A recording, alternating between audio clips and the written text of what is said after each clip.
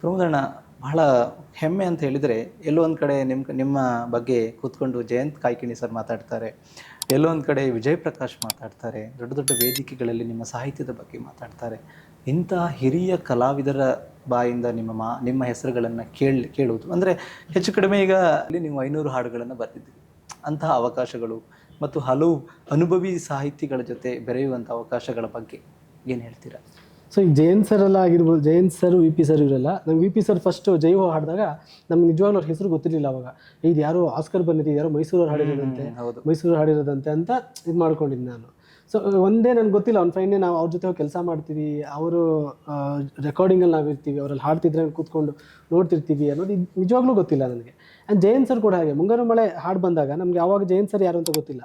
ನಾವು ಮುಂಗಾರು ಮಳೆ ಹಾಡನ್ನು ಕೇಳಿ ಆ ಕ್ಯಾಸೆಟಲ್ಲಿ ಕೇಳಿ, ನಾವು ಟಿ ವಿಲೆಲ್ಲ ನೋಡಿ, ಆಮೇಲೆ ಇದು ಸಾಹಿತ್ಯ ಬರೆದಿರೋದು ಯಾರೋ ಜಯಂತ್ ಕಾಯ್ಕಿಣಿ ಅಂತೆ.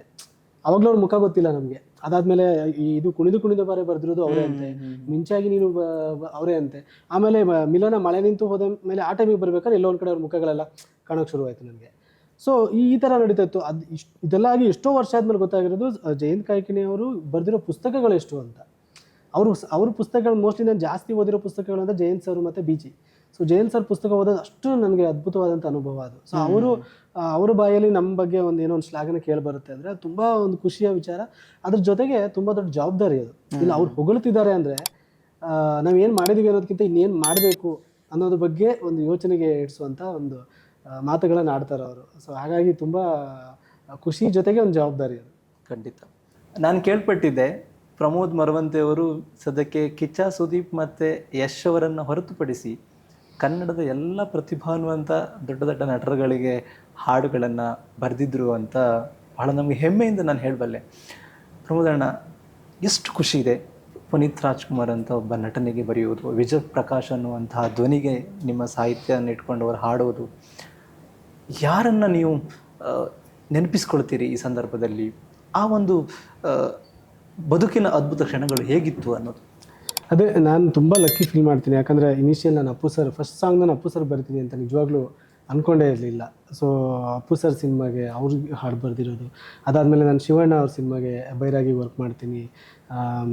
ರೀಸೆಂಟ್ ದರ್ಶನ್ ಅವ್ರ ಸಿನಿಮಾಗೆ ವರ್ಕ್ ಮಾಡ್ತೀನಿ.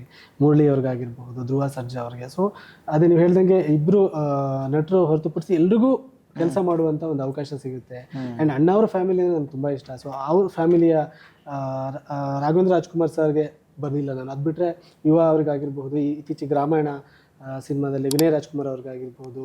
ಸೊ ಎಲ್ಲರ ಜೊತೆನೂ ಕೆಲಸ ಮಾಡುವಂಥ ಒಂದು ಅವಕಾಶ ಸಿಕ್ಕಿದ್ದು, ಅದು ತುಂಬ ಖುಷಿ ಇದೆ ನನಗೆ. ಎಸ್ಪೆಷಲಿ ಡೆವಿಲಲ್ಲಿ ಒಂದು ಅದ್ಭುತವಾದಂಥ ಹಾಡಿದೆ ಪ್ರಮೋದಣ್ಣ.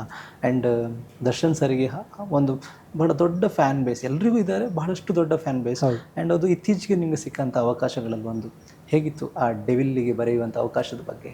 ಸೊ ದರ್ಶನ್ ಸರ್ ನಾವು ಚಿಕ್ಕಂದಿನಿಂದ ತುಂಬ ಬೆರಗಿನಿಂದ ನೋಡ್ಕೊಂಡ್ಬಂದಂಥ ಒಬ್ಬ ನಟ.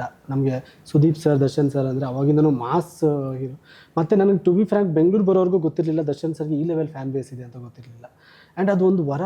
ಅದನ್ನು ಸಾಧಿಸೋದಿದೆಯಲ್ಲ, ಅದು ತುಂಬ ಸುಲಭದ ಮಾತಲ್ಲ. ಸುಮ್ಮನೆ ಹುಟ್ಕೊಳ್ಳೋಕೆ ಸಾಧ್ಯ ಇಲ್ಲ. ಅಷ್ಟು ದೊಡ್ಡ ಫ್ಯಾನ್ ಬೇಸ್ ನಮಗೆ ಅಣ್ಣವರಿಗಿದ್ರು.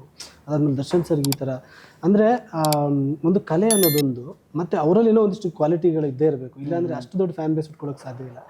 ಸೊ ಅಂಥವರಿಗೆ ಕೆಲಸ ಮಾಡಬೇಕು ಅನ್ನೋದಿದೆಯಲ್ಲ, ನನಗೆ ಯಾವಾಗಲೂ ಇತ್ತು. ಇವ್ರಿಗೆ ಅಂದರೆ ನಾನು ಹೇಳಿದಾಗ ಎಲ್ಲ ಸ್ಟಾರ್ಸ್ಗೂ ಬರೀಬೇಕು ಅಂತ ಇತ್ತು.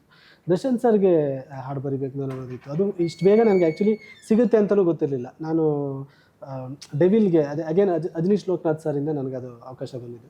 ನಾನು ಫಸ್ಟ್ ಬರ್ತಿದ್ದೆ ಅದು ಏನೋ ಒಂಥರ ಚಂದ, ಅದು ಅನುಭವಕ್ಕೆ.